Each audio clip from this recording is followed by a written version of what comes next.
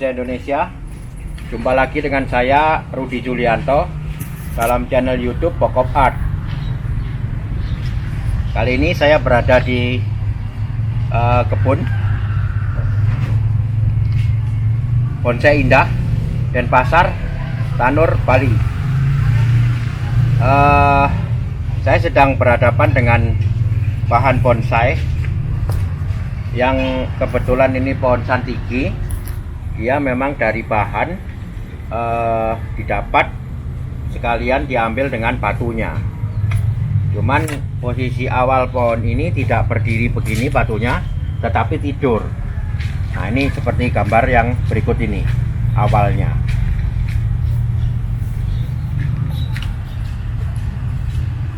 Ya, nah setelah itu saya reposisikan, dia berdiri seperti gambar yang ini.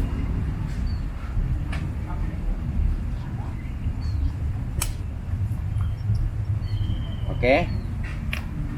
Nah, ini udah 4 bulan setelah dari nol pohon ini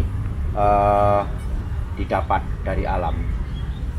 Tumbuhnya cukup subur dan sangat menarik sekali. Pohonnya tua. Saya perlihatkan secara utuh kondisinya.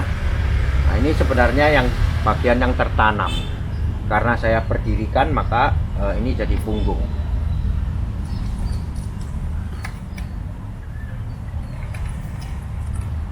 Sebenarnya pohon yang begini tidak perlu dikasih media, juga dia bisa hidup. Tetapi bisa hidup saja. Kalau diproses, saya tidak yakin bisa bagus. Karena apa? Karena akar dari santigi memerlukan pemecahan yang sangat detail untuk bisa membuat perantingan yang sangat detail pula. Jadi kalau di batu, saya pikir nantinya akan bermasalah terhadap saat kita sudah mulai finishing daun, yaitu tidak bisa rapat, kemudian masih tetap jarang-jarang, levelnya juga masih level 3-4, untuk mecah ke level 5, 6, 7 sangat sulit. Maka saya putuskan untuk tetap dikasih media atau ditanam di media. Nantinya pun juga pasti akar yang ada di batu ini akan turun ke bawah. Turun ke bawah, hidup di pasir. Nah, nanti kalau kita ganti media atau mau apa, jadi yang diganti bawahnya. Jadi batu ini untuk sarana tumbuh, kemudian akarnya tetap hidupnya nanti akan dominan di pasir. Nah, itulah sekilas tentang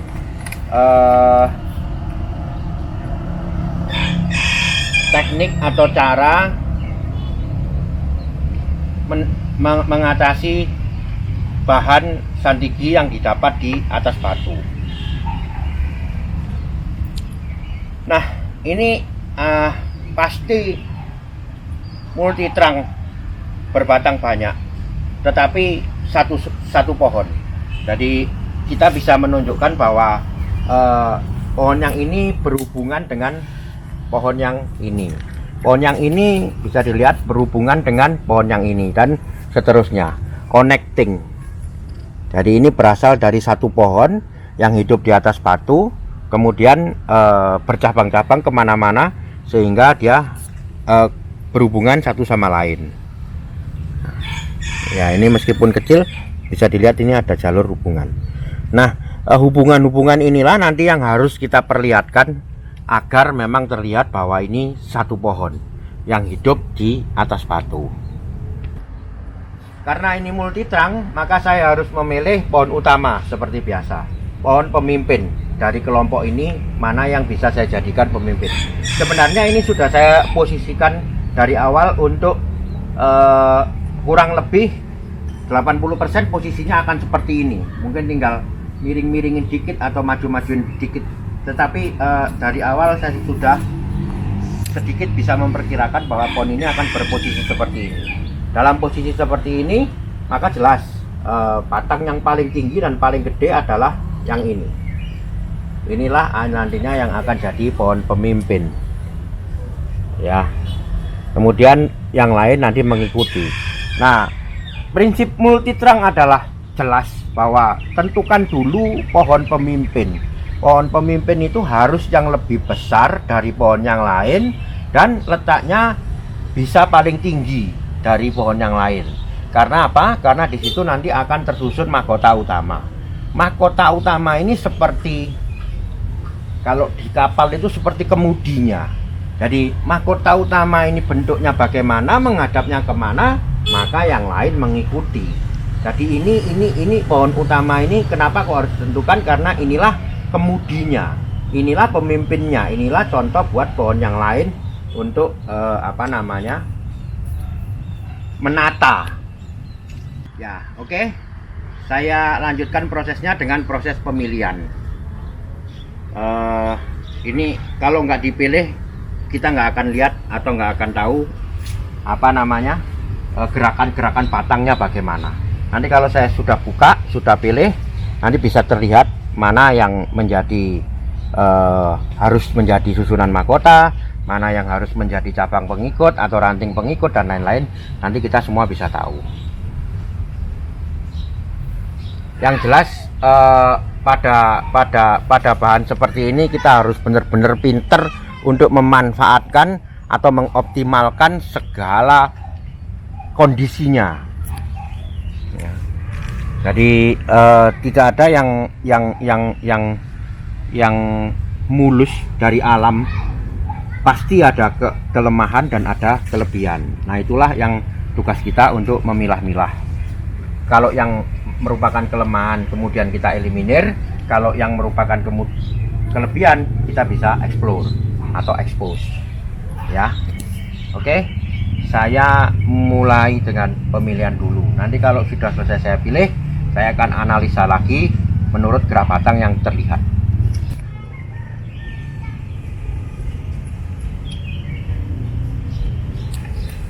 Sekali lagi, ini akan saya putar untuk memperlihatkan kondisi awal, kondisi sebelum pohon ini saya pilih. Kalau nuansanya udah dapat, nuansanya akan bercerita tentang pohon-pohon yang hidup di batuan karang atau tebing karang. Itu nuansanya. Silakan didetail close up kamera.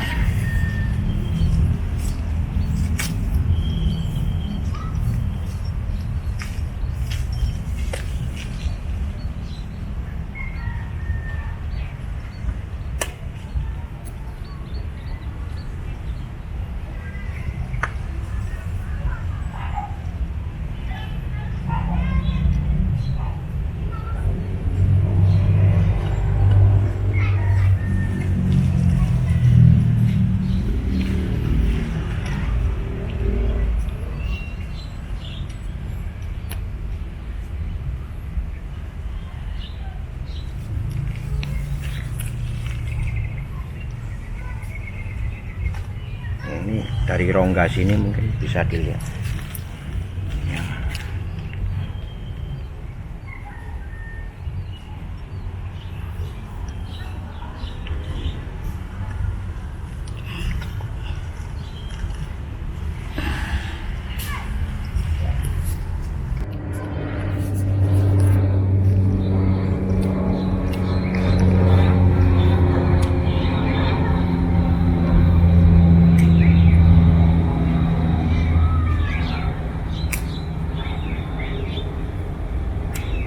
Ya, ini kurang lebih nanti akan dibangun susunan mahkota.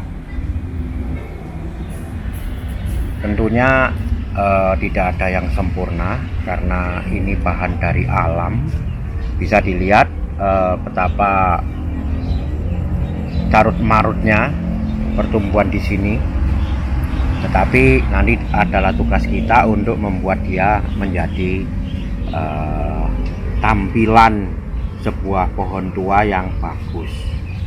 Saya justru lebih enak untuk mengeksplornya karena kondisinya kita sudah tahu sekarang.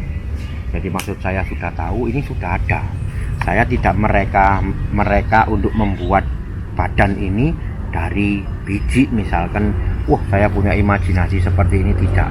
Karena ini sudah dikirim sudah ada dari sejak pohon ini didapat di alam. Nah, dari kondisi ini bagaimana saya berimajinasi tentang bentuk mahkota dari sebuah badan yang seperti ini. Itulah nikmatnya membuat bonsai. Itulah saat dimana kita berkomunikasi dengan bahan, membaca kondisi bahan, kemudian menentukan dan mengimplementasikan apa yang ada di imajinasi kita.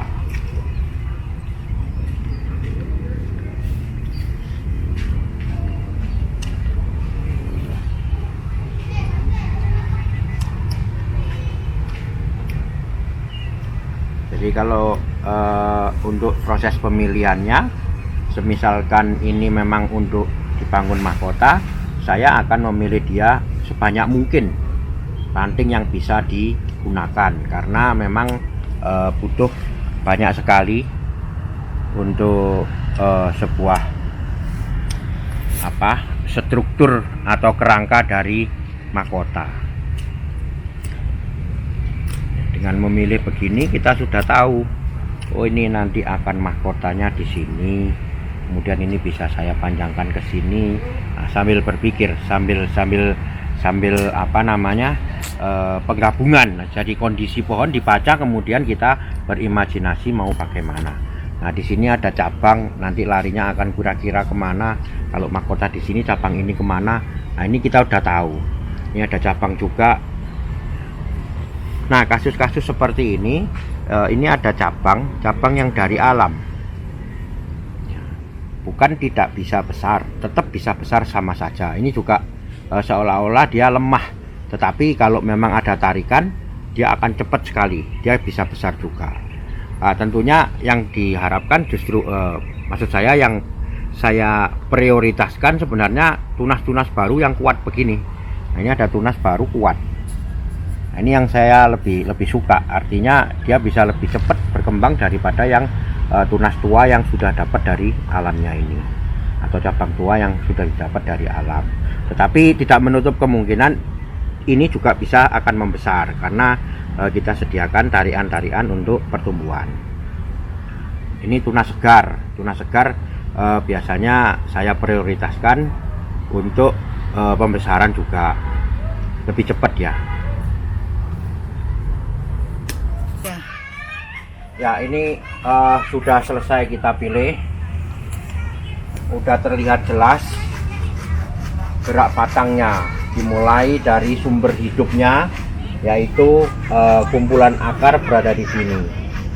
Saya sangat beruntung karena di sini ternyata adalah lubang batu. Jadi ini lubang, ini media. Jadi di sini bisa saya isi media nanti. Ya, inilah sumber kehidupannya dia. Kemudian saling sambung, bisa dilihat ya, ini sambung menuju kemari, ini sambung,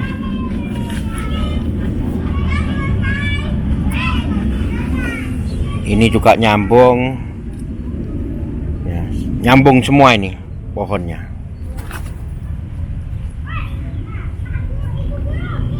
Oke, sekarang saya mau bicara masalah batangnya. Gerak batangnya sangat jelek ya, memang sangat jelek, bisa dilihat ini jelek sekali. Mau apa ini pohon seperti ini. Yang kedua, ini pohonnya seperti ini ya kan, gerak batangnya jelek. Ini juga gerak batangnya jelek ya.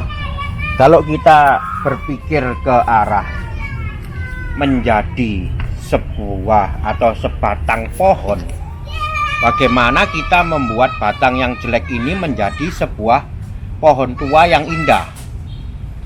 Nah, bagaimana kita membuat batang kedua ini menjadi sebuah pohon yang indah? Ataupun yang ini, atau yang ini. Sekarang terlihat masih belum seperti pohon. ya kan. Nah, semua batang sejelek apapun, apabila nanti dibangun susunan mahkota pasti akan terlihat seperti pohon. Nah, disitulah falsafah pertumbuhan yang saya pegang. Jadi kenapa definisi gerak dasar saya adalah batang yang bergerak diawali dari tumbuhnya akar, diakhiri dengan tumbuhnya mahkota. Nah, 3 unsur itu, akar, batang, mahkota, itu adalah 3 unsur atau 3 syarat agar terlihat pohon itu seperti pohon tua. Jadi kalau belum punya mahkota, belum tua, ini belum terlihat tua, masih seperti pohon yang liar, seperti terumbu, pohon perdu ya. Tapi nanti kalau sudah saya arahkan, kemudian dibentuk susunan mahkota, cabang-cabangnya udah jelas, apalagi kalau udah ada cabang-cabangnya, itu akan terlihat seperti pohon. Jadi sekarang tugas saya adalah meneruskan gerak batang ini untuk menjadi sesuatu yang terlihat seperti pohon. Yang pertama adalah misalkan ini saya teruskan untuk bisa jadi mahkota dulu. Ini akan saya kawat nanti menjadi susunan mahkota di sini. Terusannya leher mana dibuat nanti. Demikian juga yang ini. Mana yang akan dibuat jadi mahkota? Nah, misalkan yang belakang ini akan jadi mahkota, maka ini saya manfaatkan untuk leher. Maka saya akan memperbanyak pertumbuhan ranting di sini untuk dibangun susunan mahkota. Nah, setelah itu akan terlihat bahwa memang leher ini adalah terusan batang. Seperti ini. Ini kebetulan udah terlihat nih gerak batang, udah enak nih, mahkota udah terlihat di sini. Kemudian kalau saya mungkin bisa dari bawah, kalau saya arahkan ini aja sedikit kemari, udah terlihat seperti akan dibangun ekor di sini. Jadi semakin kita mengarahkan, semakin dia akan terlihat seperti pohon. Ya, ini juga sepertinya seperti tangkai sekarang, seperti cabang, seperti ranting. Tapi nanti kalau kita bentuk susunan mahkotanya di sini beda, akan terlihat seperti pohon. Ini juga. Jadi ini kumpulan ini adalah grup, di mana satu grup ini akan kita jadikan sebuah kelompok. Nah, mahkotanya mana? Tinggal dipilih nanti mau pakai yang ini atau mau pakai yang ini. Ini satu grup kelompok. Ya kan? Ini juga satu grup kelompok. Nah, kalau irama tumbuhnya ini, kemudian ini, kemudian ini, lalu yang ini adalah enak, irama tumbuhnya cocok, masing-masing sudah terlihat tua. Tetapi irama tumbuh yang tidak cocok seperti ini bisa dilihat, ya, jelas ya. Ini kan masih muda, kurus. Nah, yang ini tua renta, ini tua renta, ini tua renta. Ini irama tumbuhnya tidak sesuai. Nah, nanti mau kita apakan? Ini juga irama tumbuh tidak sesuai, kurus panjang gitu. Kalau ini masih bisa kita ikutkan dalam kelompok yang di sini. Nah, jadi pengelompokan grup ini penting sekali. Kemudian nanti sisanya ini bagaimana? Itu adalah yang biasa saya sebut isian. Dalam bahasa Inggris fillful. Jadi keberadaannya itu untuk mengisi. Apakah ini nanti saya gunakan? Itu pertimbangannya tergantung terhadap nanti secara keseluruhan. Jadi kalau ranting ini apakah saya gunakan, pertimbangan saya adalah kelompok ini. Bagus di kelompok ini enggak ini? Kalau bagus di kelompok ini saya pertahankan. Kalau jelek saya potong. Nah, demikian juga ranting yang di sini. Oh, ini ikutnya kelompok sini. Nah, pertimbangannya saya mengaturnya, menatanya nanti akan di kelompok ini. Saya tidak peduli ranting ini kemudian pertimbangan saya enak enggak ya kalau disatukan dengan yang di sana? Enggak. Enak enggak ya disatukan dengan yang di kelompoknya? Jadi jelas ini udah ada 1, 2, 3, 4. Ya, jadi gampang kan? Karena apa? Karena kelompok. Serumit apapun dah, kalau dikelompokkan akan lebih gampang. Jadi menata pohon ini atau menata ranting-ranting yang di sini adalah pertimbangannya kelompok ini, kelompok ini, kelompok ini. Kemudian ini ada kelompok ini. ya kan. Nah, yang ini bagaimana? Yang saya sebut sebagai isian tadi itu nanti pertimbangannya nanti. Ini bisa bermanfaat, bisa tidak. Kalau dia tidak mengganggu penampilannya secara keseluruhan, maka kita adakan. Kalau dia mengganggu, kita buang. Demikian juga yang ini, yang nyeleneh ini, yang apa namanya, tidak seirama tumbuhnya. Ini nanti akan jadi isian. Perlu nggak pertimbangannya nanti secara keseluruhan. Jadi saya akan merangkai ini dulu sebagai batang utama, kemudian batang kedua, dan batang ketiga, batang keempat dulu.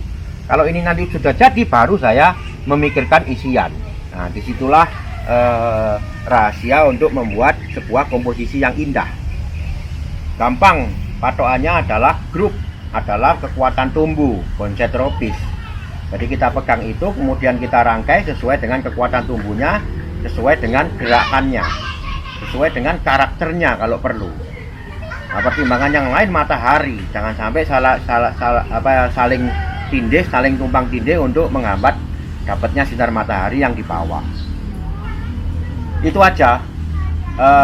Inilah pemikiran dasar lagi. Jadi dalam tahap dalam menghadapi bahan yang lebih rumit dari yang biasa saya share. Ini bahan paling rumit ini, boleh dikatakan. Ya. Oke, saya lanjut untuk proses pengawatan. Setelah itu nanti kita penataan.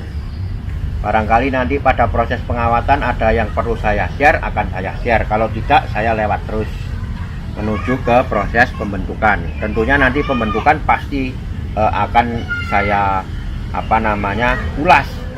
Selagi saya membentuk, saya pasti akan mengulas kenapa ini saya arahkan ke situ, kenapa kok ini ditekuknya ke sini, gitu-gitu akan saya berikan alasan.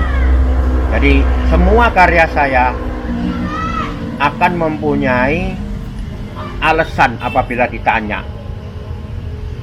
Saya akan bisa menjawab apabila ada pertanyaan. Kenapa kok ini nggak dibuang? Kenapa kok ini dibelokkan ke sini? Kenapa ini dibelokkan ke situ? Saya selalu akan punya jawabannya. Itulah yang saya maksud dengan karya yang bertanggung jawab. Artinya bertanggung jawab terhadap konsep. Konsep yang saya anut kebetulan adalah meniru alam. Jadi saya pertanggungjawaban saya adalah kepada kaidah alam, kepada logika alam. Ya, itu tadi penanganan saya kurang lebih 3 bulan yang lalu. Jadi dari awal saya memproses pohon ini, mereposisi, kemudian melakukan pemilihan ranting yang saya butuhkan. Nah, ini sekarang hasilnya. Sangat subur sekali pertumbuhannya. Ya, menurut saya sih biasa, karena ini tadinya akarnya di batu, sekarang saya kasih media segini banyak. Jadi ini akar sedang jalan. Saya yakin akar sudah turun sampai ke pasir. Ya, biar saya buka dulu pohonnya, jadi nanti bisa tahu apa yang saya pilih 3 bulan yang lalu, kemudian sekarang sudah menjadi seperti apa.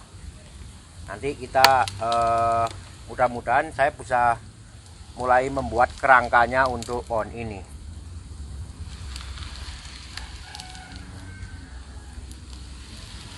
Oke, saya lanjut dulu dengan proses pemilihan. Nanti kita kembali setelah pohon ini saya pilih semua. Jadi saya akan menjelaskan bagaimana konsep dari pohon ini, kemudian kelompok-kelompoknya atau batang utama yang mana. Ini pasti berbatang banyak. Nanti saya akan ulas satu persatu.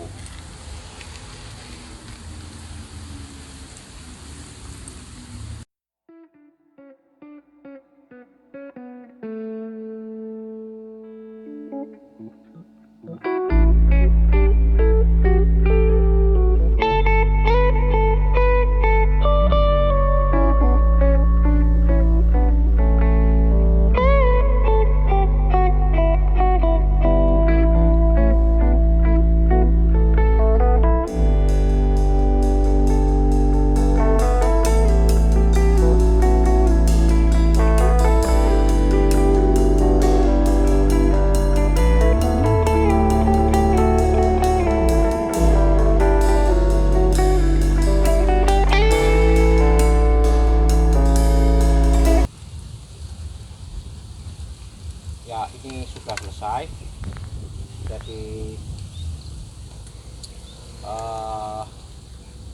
ini adalah penekanan saya pada video ini adalah membuat bonsai on the rock atau bonsai yang hidup di atas batu.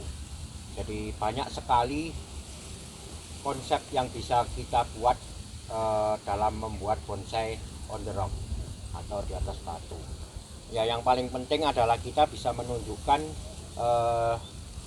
bagaimana cara hidup pohon ini di atas batu, atau kondisi yang bagaimana pohon ini hidup di atas batu. Banyak cerita yang bisa ditampilkan, misalkan kita menanam beringin yang mencengkeram batu. Itu artinya sama, itu konsepnya on the rock, tapi artinya konsep yang ditampilkan adalah penekanannya adalah kondisi akar yang mencengkeram kuat di batu. Tapi kalau yang ini kebetulan kondisinya sudah dapat dari alam dan saya hanya mengeluarkan ceritanya melalui konsep dan desain. Pohon awalnya hidup di sini, kemudian naik di atas batu sini. Nah, di sini ada media sebenarnya. Di sini ada tanah di tengah-tengah sini. Nah, ini kondisi ini ada apa namanya, seperti lubang batu yang kebetulan ada tanahnya, ada medianya, sehingga dia bisa tumbuh dan sangat besar, malah menjadikan pohon yang ini dan yang ini. Tetapi tidak apa namanya, tidak begitu saja, pasti ada connecting. Jadi ada sambung, ada apa namanya, hubungan. Ini connecting antara pohon yang satu ini dengan yang lain, ini ada hubungan. Baik itu untuk yang ini juga. Nah, ini ada hubungan ke sini. Kemudian dari sini menuju ke sini ada hubungan. Nah, cerita-cerita inilah yang ingin kita sampaikan. Jangan sampai orang tidak mengetahui asal-usul pertumbuhan pohon yang sebelah sini atau yang sebelah sini. Nah, itu nanti kurang greget, kurang dramanya kurang. Ya, pohon ini bagus sekali. Saya udah sangat jelas dari awal, juga sudah saya jelaskan bahwa ini adalah pohon banyak yang connecting, hidup di atas batu. Nah, pohon utamanya adalah ini, udah tersedia perandingan-perandingan buat mahkotanya. Yang kedua ini, kemudian yang ketiga ini, yang keempat dan kelima, dan mungkin ada kecil di sini bisa dipakai pohon keenam. Ya, pohon yang begitu banyak ini saling terjalin dengan hubungan, baik itu melalui akar ataupun melalui cabang. Ini saya nggak ngerti apa ini, tapi ini berhubungan, itu saling connect. Artinya ini satu sumber kehidupan ya, yang ingin dipresentasikan hidup di atas batu. Oke, saya lanjut aja dulu langsung dengan proses pengawatan. Mudah-mudahan saya sudah bisa membuat kerangkanya agar pohon ini lebih nanti bisa terlihat kerangka atau konsep dasarnya.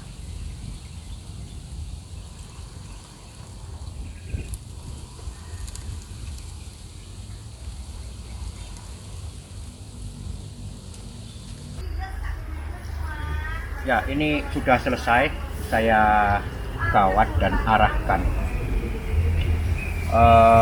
Bisa dilihat di sini bahwa konsepnya udah jelas bahwa ini adalah sekumpulan pohon yang memang dia hidupnya di atas batu karang ini. Jadi kalau mengumpamakan ini adalah sebuah panorama, maka pohon ini boleh saya katakan hidup di atas bukit. Ini satuan ini saya ibaratkan sebagai bukit. Jelas sekali saling terkoneksi antara satu pohon dengan pohon yang lain, berhubungan.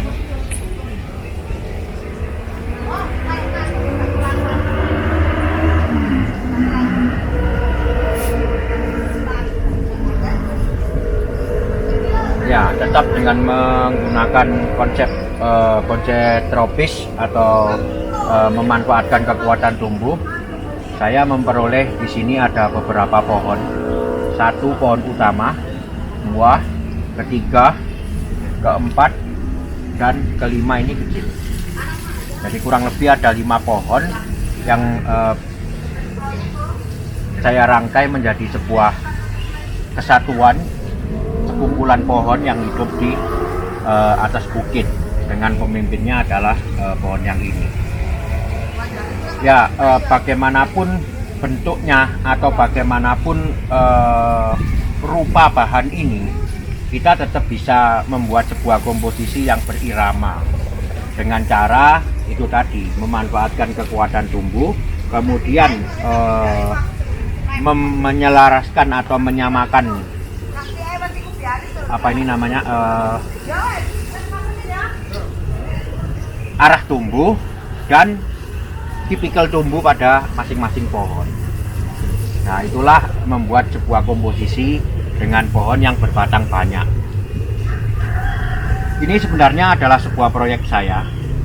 Proyek di mana saya kepingin mengeluarkan atau menampilkan atau mempresentasikan sebuah kelebihan atau sebuah kekuatan keindahan dari pohon santiki.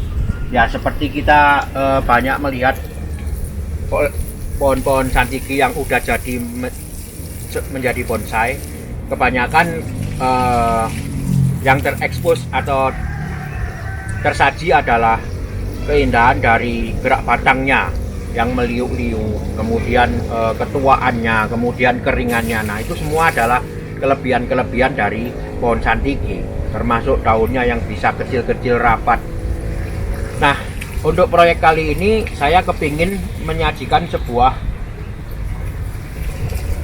kelebihan yang berbeda, yaitu kelebihan secara alami atau natural pohon santiki yang hidup memang di habitatnya hidup di atas karang.